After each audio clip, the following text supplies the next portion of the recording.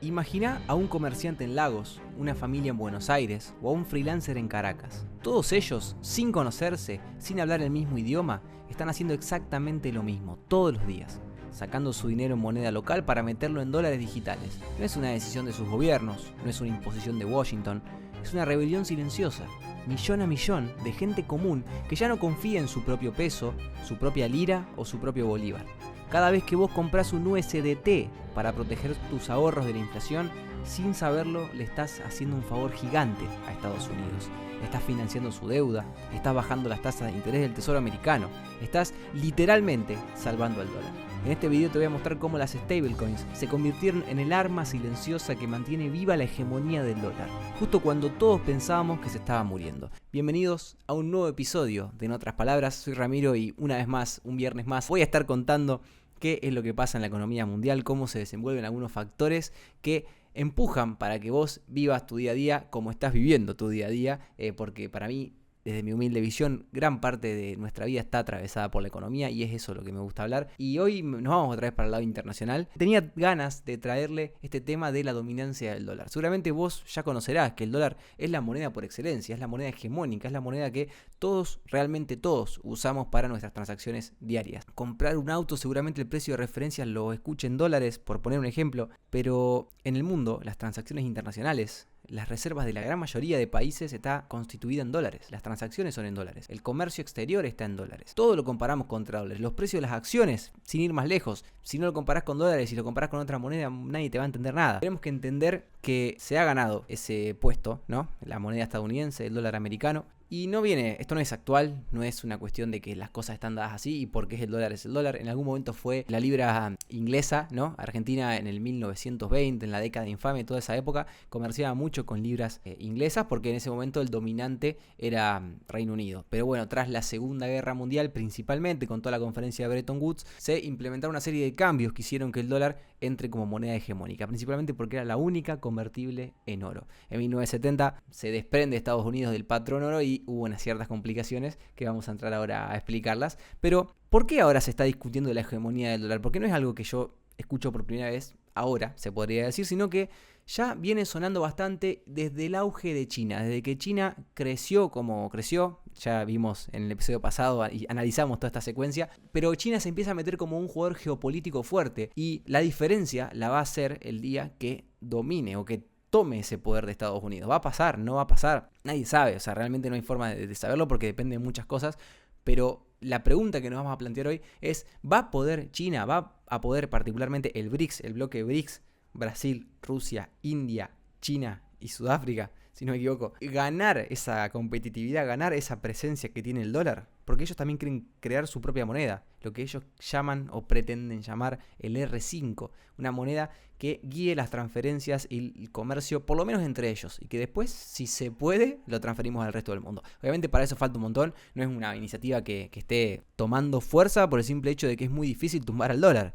Y no es algo que nos convenga a nosotros particularmente, menos Argentina como está alineada ahora. Pero sí vale la pena discutirlo, vale la pena si China se va a poder meter en ese lugar y vale la pena si el resto de países lo vamos a seguir o vamos a tomar otras alternativas. Obviamente acá en Argentina hasta hace 2 años se está hablando de libertad de moneda, que cada uno pueda elegir la moneda que quiera. Obviamente seguimos con el Banco Central, seguimos teniendo el peso, pero se está discutiendo otra reforma monetaria que el mundo también se lo tiene que empezar a replantear, por lo menos. La realidad es que, bueno, el quilombo fuerte, el hecho de decir, che, estos están pisando fuerte, China está pisando fuerte, fue cuando Estados Unidos impuso las sanciones a Rusia. Recuerden que congelaron un montón de cuentas en el exterior de rusos que no se pudieron repatriar al país, obviamente para que estos no se beneficien de esos fondos, si se le puede llamar de alguna forma, porque Estados Unidos no solamente domina el dólar, sino que domina el idioma interbancario o el sistema a través del cual se hacen las transferencias bancarias internacionales, se llama sistema SWIFT. Gracias a eso le pudo congelar estas cuentas, 300.000 millones de dólares que Rusia no pudo repatriar, y también permitió que Estados Unidos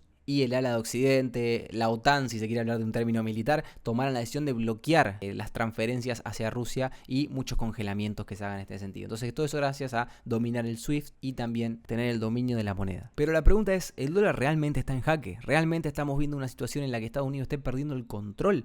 China, si bien tuvo tasas de crecimiento gigantes, se puede plantar como un buen rival. La realidad es que no lo veo tan claro. Hay muchos datos que nos dan la pauta de que todavía para eso falta. Si yo tuviera que darle algunos datos así medio por arriba, el dólar participa activamente en el 88% de todas las transacciones diarias en el mercado de divisas. ¿Qué significa esto? Que todas las veces que alguien va y quiere cambiar una moneda por otra, en el 88% de las veces está incluido el dólar.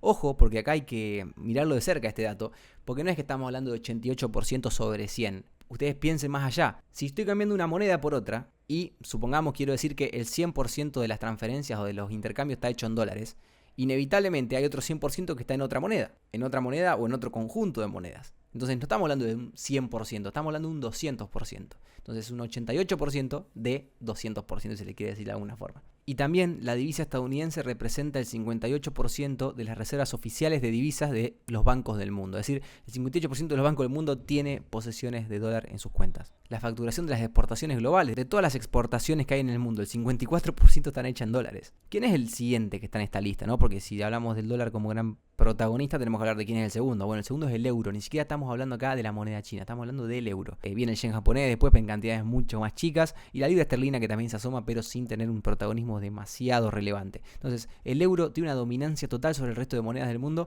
y tiene sentido que así sea. O sea, Estados Unidos, como dije antes, se impone a partir de la Segunda Guerra Mundial en la conferencia de Bretton Woods y se plantan con esta idea de decir, como todas las economías del mundo se están reconstruyendo, el dólar tiene que ser la única moneda que se pueda intercambiar por oro. ¿Y por qué China, si tiene una economía tan grande y tan desarrollada, con una industria totalmente avasallante y un montón de motores para ser una potencia financiera, si se quiere? ¿Qué le falta? Bueno, la realidad es que China tiene un componente cultural y político que no se le puede desprender. Las restricciones de capitales, la posibilidad todo el tiempo de que China, Pekín, intervenga en alguno de los bancos grandes de China, que es algo bastante probable por el régimen que impera en China. Bueno, te hace pensar que esa moneda quizá no sea la que más confianza inspire al resto de los inversores, al resto de los bancos, al resto del sistema financiero internacional. Entonces va a ser muy difícil desde ese discurso que China se imponga como potencia financiera, aunque China sí ha desarrollado un sistema de pagos, como yo dije, el SWIFT antes, pero desarrolló un sistema para los miembros del BRICS principalmente y para todo país aliado que se quiera unir y que se quiera sumar. Es más, China y Rusia, como China fue gran aliado de Rusia durante todo este periodo de guerra, las transferencias las están haciendo por ahí, en el llamado Sistema de Pagos Interbancarios Transfronterizos, SIPS, para procesar transacciones en renminbi, que es la moneda de China, o yuan, como le quieran decir. Esta infraestructura apenas cuenta con 119 participantes directos y 1.304 indirectos a nivel mundial. ¿Es mucho? ¿Es poco? Bueno, comparémoslo con el SWIFT, que el SWIFT tiene 11.000 miembros que integran la red. O sea, es una locura. Y aparte de este factor cultural, estructural, político que tiene China, lo cual no le permite tener la mejor fama a nivel de finanzas internacionales, hay otro factor muy importante de que este sistema interbancario, la hegemonía del dólar, tiene el beneficio de la economía de red, como le decimos en economía, valga la redundancia. La economía de red es aquello que gana valor por el simple hecho de que lo use otra gente. O sea, imagínate vos que estás yendo al boliche porque querés salir un sábado a la noche y ves que hay dos boliches, tenés dos opciones. Una, está el mejor DJ, están los tragos, los mejores tragos a un precio totalmente razonable, te regalan 10 millones de cosas cuando entras, te invitan, te dicen vení, todo perfecto, las luces, una locura, el mejor boliche que vas a ir en tu vida. Pero hay una persona. Y del otro lado hay un boliche mediocre, con tragos mediocres, con un DJ mediocre tirando medio pelo, pero que está lleno. Que explota, pero que se puede caminar. O sea, bien, disfrutable. ¿Vos a cuál vas a ir? Al que tiene más usuarios, al que tiene más clientes. Ese es el efecto de red. Cuando algo gana valor porque lo usa mucha gente. Tu experiencia en el boliche va a ser mucho mejor, no porque el boliche sea mejor, sino porque hay más gente usándolo. No digo que China sea mejor que Estados Unidos, ni que el sistema de transferencia chino sea el ideal, ni tampoco digo lo contrario. Pero el hecho de que todo el mundo y todo el planeta entero esté usando el SWIFT hace que sea más atractivo y hace que sea más difícil irse del SWIFT. Después de todo, un mercado más grande, con más participantes, es un mercado más perfecto, un mercado seguramente más transparente, seguramente más eficiente, seguramente más líquido. O sea, vos podés salir y entrar todo el tiempo, tenés opciones, tenés compradores y tenés vendedores. O sea, los efectos de red en economía juegan muy fuerte. Y mucho más aún si estamos hablando de una moneda, que una moneda es un bien, una mercancía que tiene que ser apetecible por todos, tiene que ser necesaria para todos, tiene que ser divisible, tiene que ser transportable. Bueno, todas estas cuestiones hacen que el efecto de red juegue muy fuerte en este aspecto y hacen que Estados Unidos sea por ahora el ganador. Por ahora, quien no tiene que tener miedo de China en este sentido. Y ustedes se podrán preguntar seguramente, pero en Argentina, por ejemplo, pasa que la gente no confía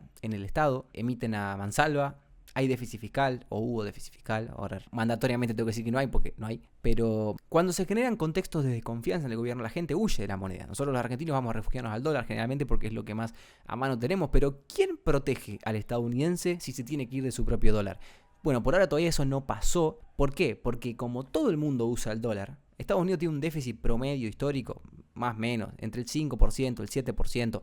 Vamos a ponerle esos números. Entonces es un número que si vos lo perpetúas infinitamente en el tiempo, a menos que no puedas, lo vas a poder perpetuar y lo vas a poder mantener ese déficit siempre y cuando tengas financiación del otro lado. Siempre y cuando haya gente dispuesta a querer tus bonos, dispuesta a querer tus pasivos del Banco Central, o sea, tu dinero. Y esto Estados Unidos, ¿por qué lo puede hacer? ¿Por qué puede mantener un déficit constante? Porque siempre tiene financiación. Porque como el resto del mundo demanda tu moneda, desde el lado monetario vos podés emitir una gran cantidad de moneda para mantener las tasas de interés bajas, lo que te permite que haya una cantidad de dinero circulando muy grande, que las tasas, como dije recién, sean bajas, y que como las tasas son bajas, la economía crezca a un nivel muy alto, que te permita sostener ese nivel de recaudación o ese déficit fiscal, que te permita crecer el gasto público o bajar los impuestos todavía más, pero que esa misma tasa de interés también le permite al gobierno endeudarse una tasa barata. Entre comillas barata. Para Estados Unidos es barata. Los bonos de Estados Unidos están rindiendo hoy por hoy en un caso bastante anómalo, se le puede decir así, que están rindiendo particularmente alto ahora, en el 4,5% por ahí, pero históricamente rindieron un 3% anual.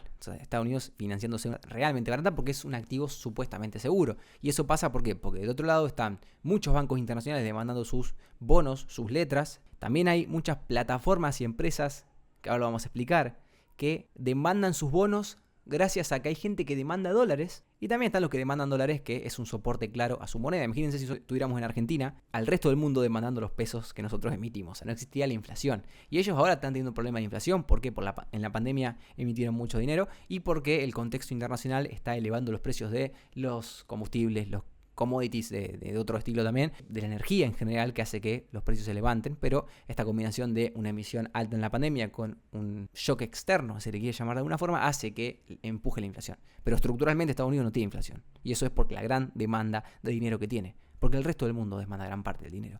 Esos son datos que trae el FMI, que yo tengo por acá, tengo las fuentes si me quieren venir a decir algo. El otro día vi un comentario que uno me puso, este no es economista y viene a hablar de economía, ahora habla cualquiera. Tenés razón.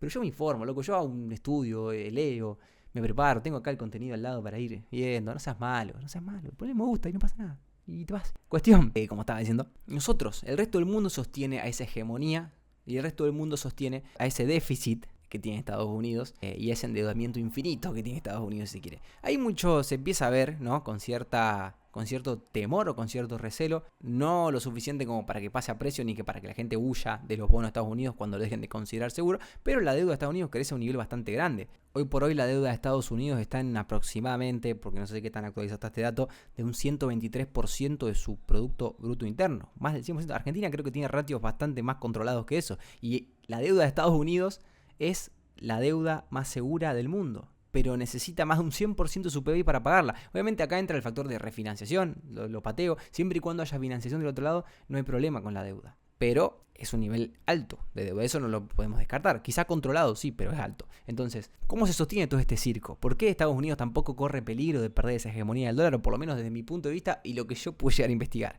Porque apareció un factor clave en este último tiempo, un factor que algunos esperaban, otros no esperaban de esa forma y que otros la vieron totalmente desprevenida. Lo que la vieron claramente antes son los dueños de estas empresas. Pero si ustedes conocen o si ustedes alguna vez escucharon acerca de las stablecoins, ese USDT, USDC, que ofrecen por ahí muchas plataformas digitales de ahorro o plataformas financieras, creo que Binance, Lemon, Ripio, comprar stablecoins no es algo raro viene por ahí en Argentina y no es algo raro desde hace bastante tiempo. Cuando teníamos problemas realmente duros en materia de inflación, la gente corría a refugiarse al dólar y había cepo, entonces no había forma muy sencilla de acceder al dólar oficial, dólar MEP y dólar contado con liqui. En algún momento lo empezamos a naturalizar, pero antes era comprar un bono en pesos para venderlo en dólares y cobrar esa diferencia. Entonces tampoco terminaba de entenderse, pero el USDT surgió como ese dólar blue, entre comillas, que estaba en el mercado cripto y que empezó a ser una opción para muchos ahorradores en dólares y permitía por lo menos salvarnos un poquito de los problemas de la inflación cuando el dólar corría más rápido que la inflación. Entonces, gracias a estos pequeños ahorros, ese ahorrista minorista, si se le quiere llamar, es que gran parte de la hegemonía de Estados Unidos se sigue manteniendo como se está manteniendo, porque cuando vos estás adquiriendo una criptomoneda, una stablecoin, que en realidad no estás comprando un dólar, estás comprando un numerito, un píxel que dice que tenés un dólar, pero del otro lado hay una empresa que efectivamente tiene un dólar, pero que aparte tiene tu dinero y hace algo con ese dinero. Que obviamente vos lo tenés ahí, tenés tu derecho a cobrarlo, pero funciona igual que el banco. O sea, el banco, si todos vamos a buscar la plata del banco, no va a tener para todos. Si no, fíjense lo que pasó en 2001, no va a tener para todos. Pero como no vamos todos los días, a buscar la plata, no hace falta que esté lo de todos.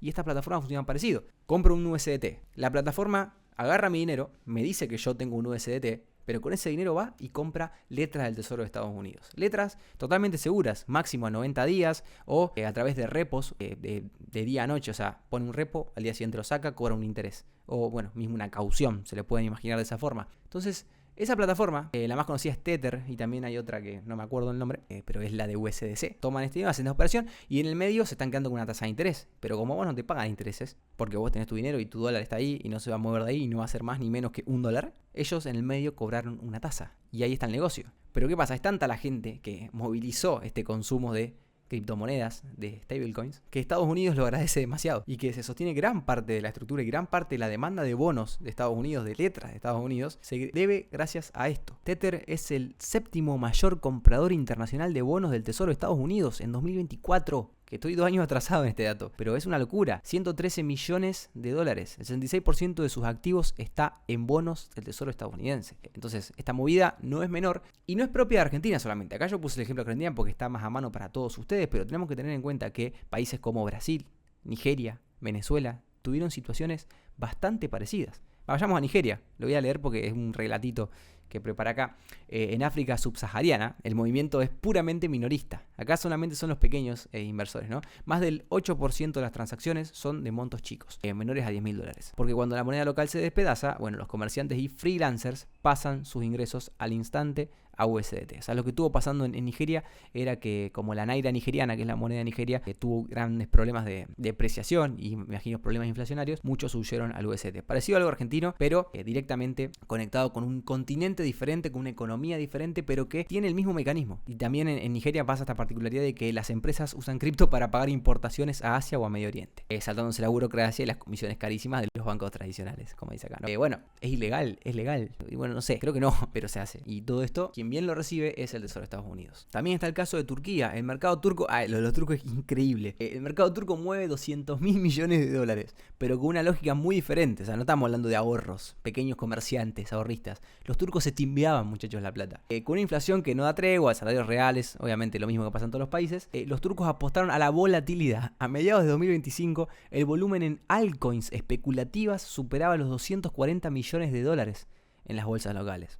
Bueno, básicamente la gente empezaba a asumir riesgos para compensar esa pérdida. Obviamente a todos los países que menciono, o que voy a mencionar y que mencioné, les pasa algo parecido. Todos quizá en algún momento operamos con altcoins, o tenés un conocido que te dijo, che, yo compré esta cripto y me subió 1000%, una locura, porque Elon Musk puso un tweet de que le gustaban los perros y justo era un perro la criptomoneda, entonces subió y bueno, una locura, y después bajó 1000%, y el presidente hizo una estafa piramidal Ponzi con una criptomoneda, y ¿qué pasa? No pasa nada, sí, bueno, a todos nos gusta.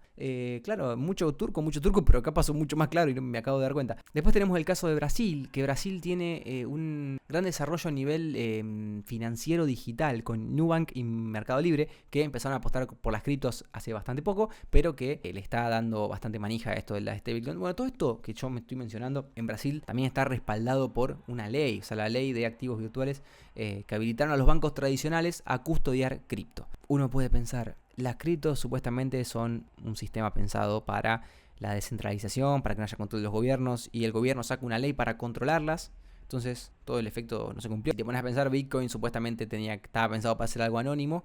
Es anónimo, nadie controla nada, o sea, nadie oficialmente lo controla, y eso está perfecto y funciona descentralizadamente, pero hay otras plataformas como Tether que tienen un dueño, tienen una empresa atrás, entonces es difícil desconectarla del sistema tradicional, entonces no es tan lineal esa conexión. Un estudio econométrico publicado en un documento de trabajo de la Monetary and Economic Department del Banco de Pagos Internacionales, o el BIS, demostró que las compras continuas de letras del tesoro o bonos del tesoro por parte de emisores de stablecoins, toda esta operatoria que nombré recién, reducen el rendimiento de las letras de cambio de Estados Unidos a 3 meses en un rango de entre 2 puntos y 2 puntos y medio por cada 3,5 mil millones de dólares de flujo de capital hacia esos activos. O sea, cuando entran 3 mil millones y medio de dólares a bonos o letras del tesoro, se reducen 2 puntos y medio la tasa de rendimiento de estos bonos, ¿no? Lo que quiero decir con esto es que todo este operatorio ayuda mucho a bajar las tasas de interés, lo cual permite tener unas tasas de interés razonables dentro de la economía, que le permite al tesoro refinanciar su deuda, le permite al tipo que sacó una hipoteca para una casa que las tasas de interés que está pagando por las cuotas de esa hipoteca no se le vayan a las nubes, que la economía de Estados Unidos camine, funcione. Hoy por hoy estamos en un régimen de tasas altas, no es que son altas para Estados Unidos o son altas para el promedio reciente que manejaba Estados Unidos, pero como nombré hace un rato, debido a la inflación, debido a la pandemia, debido a los grandes costos de los combustibles, hacen que la inflación se dispare y que haya que contenerlo con una tasa un poco más alta. Cuando subís la tasa, la financiación del mercado se hace más cara, la economía se enfría, la inversión se frena relativamente, no digo que se frene a cero, digo que pierde su inercia para adelante y haces que los precios se contengan por esa menor actividad, ese menor, entre comillas, ingreso o ese menor crecimiento exponencial del ingreso, hace que la inflación se contenga en cierta forma. Entonces esa es la batalla, ese mandato dual que tiene la Fed. Quiero ver los salarios, quiero ver el ingreso, quiero ver la economía o quiero ver la inflación. ¿Se podría sostener toda esta situación de gran déficit con una política de Trump que fue bastante de sacar impuestos, que venía de Biden dando bastantes ayudas sociales, que venía de un Obama también bastante agresivo en materia de beneficios fiscales para los estadounidenses? Obviamente nada comparado con Sudamérica y populismo, ¿no? No es que te regalan planes sociales en Estados Unidos, pero sí metieron un poquito de mano en este sentido, una cuestión filosófica, y no digo que esté mal y que esté bien, solamente que no funciona tan extremo como acá en Argentina ni en Sudamérica. Pero se puede sostener esto si no fuera porque hay una gran demanda de dólares del otro lado, porque todo el comercio del mundo se basa en los dólares, porque las reservas del banco, los bancos centrales del mundo están apoyadas en dólares. Y seguramente no, seguramente Estados Unidos tendría que enfriar un poco las cosas y barajar y dar de nuevo. Entonces la deuda de Estados Unidos va a ser un tema que va a dar que hablar, no más tarde que pronto seguramente, pero que algo va a tener que hacer. Algunos analistas plantean ir a un régimen donde permitas que la inflación licúe las deudas. Esto le estuvo pasando a Estados Unidos, emite su gran mayoría de deuda a tasa fija. Entonces si vos le dejás la inflación correr, esa tasa se va a ir licuando, esos rendimientos se van a ir licuando. Perdón, pensé que había hecho un gol de Brasil. Esa deuda se va a ir licuando y vas a bajar bastante el nivel, vas a bajar en la puma, pero obviamente hay alguien que va a pagar ese plato roto, el tipo que tenía el bono y se vio su ingreso, su cupón licuado por la inflación. O sea, pero puede bajar un poco la confianza. Entonces los detractores de esta teoría o de esta idea se apoyan en eso. Después hay otras ideas, por ejemplo, forzar a los bancos, a los fondos de inversión, a los fondos de pensión a tener bonos de Estados Unidos, los obligás a tener medio forzosamente para que financien aún más toda esta situación o que financien para que ellos se acomoden mientras tanto, lo cual también tiene detractores que te dicen, che, primero que es medio comunista esto, si se quiere, va a generar un problema en la economía cuando el mercado, que es el mejor asignador de recursos para este tipo de situaciones, porque estamos hablando de un mercado de capitales, falle porque vos le estás imponiendo a propósito un activo que quizá no quiere. Entonces, en esas ineficiencias, la economía que viene creciendo a un ritmo quizá empiece a enfriarse o a crecer a un ritmo bastante más lento. Bueno, muchas cuestiones, o sea, no estamos hablando de eso en este episodio, pero la discusión de cómo se va a solucionar esto el día de mañana se está dando y muchos economistas lo están dando. Así que toda esta historia es para contar que la dominancia del dólar está segura. Está garantizada porque se ha vuelto un sistema bastante pegajoso, como le dicen los economistas, los analistas de esta situación, ya que es muy difícil despegarse de toda esta tecnología, de esta descentralización. Las stablecoins no van a desaparecer y este sistema no va a desaparecer. Por eso Estados Unidos advierte esta situación y crea lo que se llama la